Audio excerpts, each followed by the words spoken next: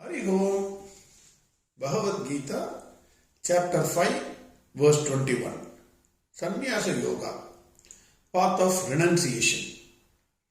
In the last verse, Bhawan Krishna said, "Hey Arjuna, a sage neither rejoices when the situations are to his liking, or never get depressed when situations are against him. The sage is of steady mind, never deluded in the senses, never again falls into ignorance. He has knowledge of Brahman. He merges with Brahman." This is what he said in verse 20. Normally, if we see at the situations in which a man is rejoices or he will not get depressed, what are the situations when a man is not rejoicing his happiness or he is not getting depressed?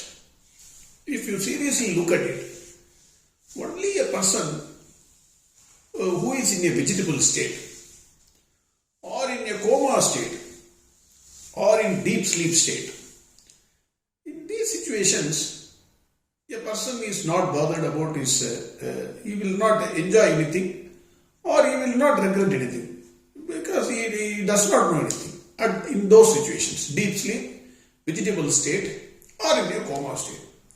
Who wants to be in this state? Deep sleep, I can agree. Some people 10 hours they sleep or 12 hours they sleep. But nobody wants to be in a coma state. No. Then you will not even enjoy the small happiness of life which it gives to us. So, the thing is, nobody wants to be not enjoying the world or suffering the situations of this world. Nobody wants that. So, if such is the case, then the question will come, why should I lead the life of a sannyasa? A sannyasi is also like a vegetable. He neither rejoices nor suffers. Then what is the purpose of living that life? Useless life. So, it will look to us like that. Bhawan Krishna answers that. Verse 21. Bhagyasparshe svasattatma Vindatyatmani yatsugham Sabrahma yoga yuktatma Sugamakshayam asnute. Bhagavan says, Bhagyasparshe svasaktatma Bhagyasparshe svasaktatma. We all know that our happiness or sadness in this world depends on what we gain or what we lose. Success or failure, gaining or loss. All these things gives us happiness or sadness. It is our mental attachment with the object of this world which gives either happiness or sadness. Happiness and sadness are the opposite and reverse of the same coin. Even a 19-year-old must have now understood. If you have to accept happiness, if you want happiness, you must accept sadness also. You cannot take one without the other. Impossible. Nobody can do that. Hence the sage, knowing this, he detaches his mind from the worldly objects. Will that mean he is in a vegetable state, neither enjoying happiness nor sadness? Bhagavan says no. Bhagavan says, Vindat atmani yat sugham. He gains sugham, happiness in what? In his self. A moment ago we saw that happiness and sadness cannot be avoided. Will that mean the sannyasi or the sage, he will also have sorrow even in this situation? Happiness of a person cannot be expressed in words. It can only be experienced.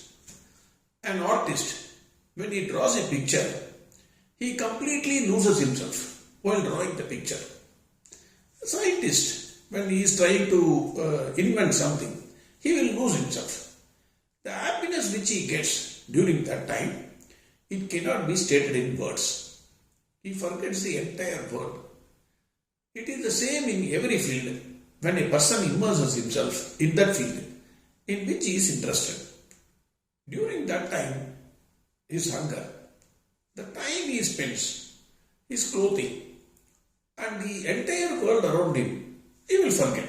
He will not know what is happening in this world, he will not know. He will not be bothered about shaving. He will not bother about his hunger. For us, time 1:30 means afternoon, 1:30 means lunchtime. We have to have the food. Whether we are in the work, we are doing the work or not. But for an artist or a scientist who is immersed himself in the work, he will not feel the hunger. So, the sage enjoys the same happiness in the self. Now, Bhagavan says, Sabrahma Yoga Yuktatma. The sage whose mind and intellect is attached to Brahman,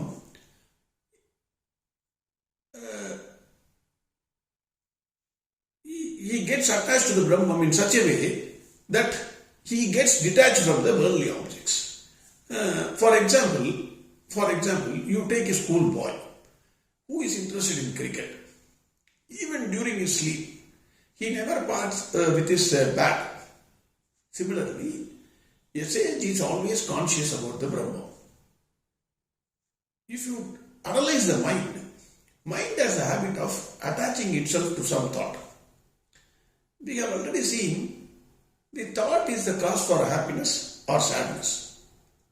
The worldly objects, being impermanent, at one moment they give happiness, and another moment they give sadness. We have seen many examples for these things, so no need for any other example. So sometimes what happens, whatever you get happiness, the same thing will also give sadness also. So knowing this, the sage detaches his mind from the worldly objects, which may give happiness or sadness, and attaches to Brahman, which gives permanent happiness. Saint Thiruvalluvar says, பற்றுக பற்று அற்றான் பற்றினை அப்பற்றை பற்றுக பற்று விடற்கு. It's a wonderful Tirukkural. Thiruvalluvar gives in a single stroke, in a single stone, 2 mangoes. If you see deeply this Kural, Patruga means you hold on to the feet of. Patru Atran, God has no likes or dislikes. He loves everybody. He is not hating somebody. Suppose if you go and do prayer, then he likes you. If you don't do prayer, he hates you. Nothing like that. You can be anything. Because you are his own creation. So he loves you immensely, tremendously. He never expects anything. You do puja, he will like you. You don't do puja, he still likes you.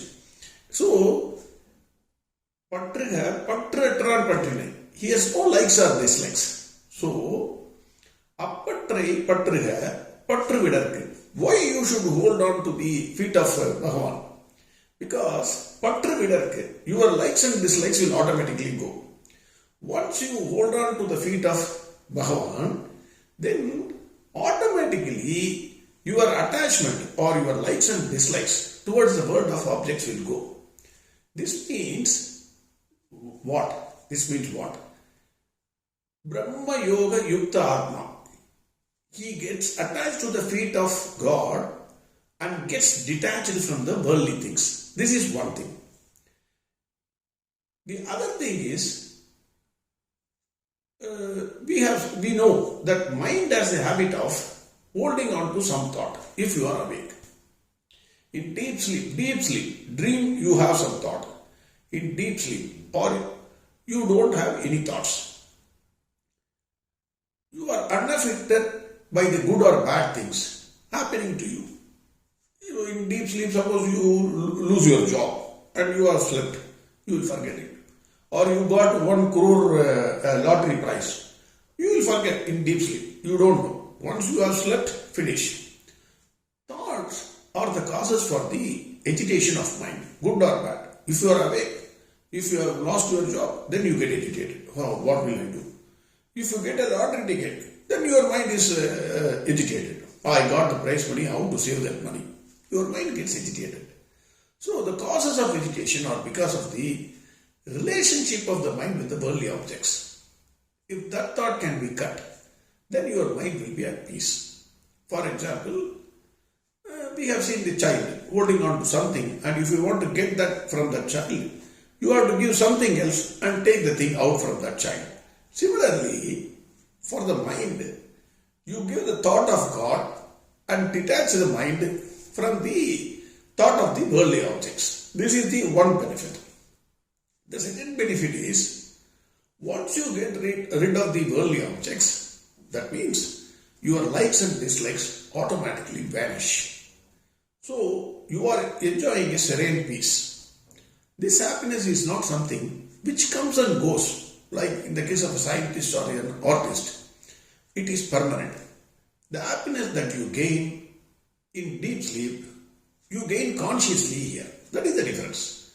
Now, finally, Bhagavan says, Sukham Akshayam Astute.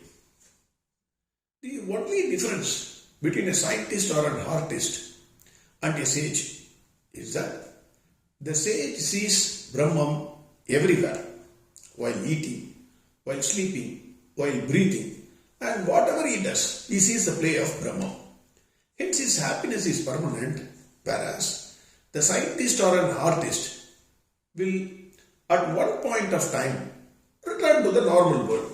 If he feels hungry, he will come and eat. Again, he will enjoy the food or he will suffer the food, whatever his wife has cooked. Whereas a sage is seeing Brahman everywhere. So there is no question of sadness for him. We know the meaning of Akshayam. Akshayam means unlimited, never ending. The famous story of Akshay Patra, Draupadi was given by sun god Akshay Patra so that she can feed the Pandavas. Till the time she eats, it will go on giving the food. The moment she eats, then it will stop. But if you compare with our globe, with our earth, earth is an Akshay Patra. For millions of years, Earth has given food for all the living beings. For millions of years that are going to come, it is still going to give. So, according to me, Earth is the real Akshaya Patra. It gives food to all of us. We must be thankful, ever thankful to the Mother Earth. So, Akshaya means never ending. It goes on coming. The happiness of that person, of that sage, Bhagavan says, it is never ending. Why it is not never ending? That is the question now. Because sometime back we said, no, good situations will come, bad situation will come. Happiness and sadness are the opposite on reverse of the same coin. So if one accepts happiness, he must accept the sadness, etc. We have said. Now Bhagavan says, Sugam Akshayam Astute. There is permanent happiness for this sage. How? That means, now if you look at your past, now there are many things in which you would have cried at that time. Whatever be the situation, you take many situations in your life, past, just list down. And those situations in which you cried, totally cried, you take the situations. Now you will laugh at those situations. Oh, what a fool I was, what a stupid I am. I cried those days for this, not getting this. But now I am feeling, I am laughing at myself. You will say, 100% you will say, at least in 99% of the cases, you will say, I made a mistake. You will laugh at yourself for the mistake which you have committed.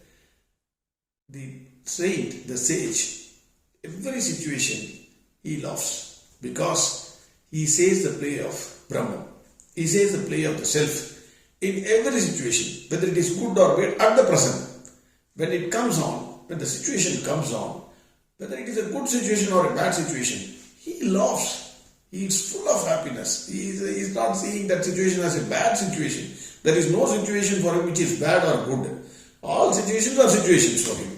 So he laughs at every situation and his mind is always at peace. It is not agitated.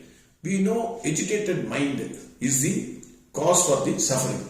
Since the mind of since the thoughts are controlled by the sage, his mind is never agitated and he enjoys extreme happiness because he wants nothing. He expects nothing. He is totally not dependent on anything, including on God. even if God comes and asks him, what do you want? He will say, no, I don't want anything. Please go. He will say, I am happy with myself. I don't want anything. Such a mind he has developed. So we know a mind which is calm always enjoys the bliss. That too it is always. Only an agitated mind suffers. That is why Bhagavan says, Sugam Akshayam Ashnude. Again, verse 21. Bhagyasparshe svasaktatma Vindatyatmani yat sugam Sabrahma yoga yuktatma Sugam Ashnute. Next verse we will see tomorrow. Harihom Sarvam Krishnarpanastu. Narayana Narayana Narayana Narayana Narayana Narayana Narayana Narayana Narayana Narayana Narayana Narayana Narayana Narayana Narayana Narayana Narayana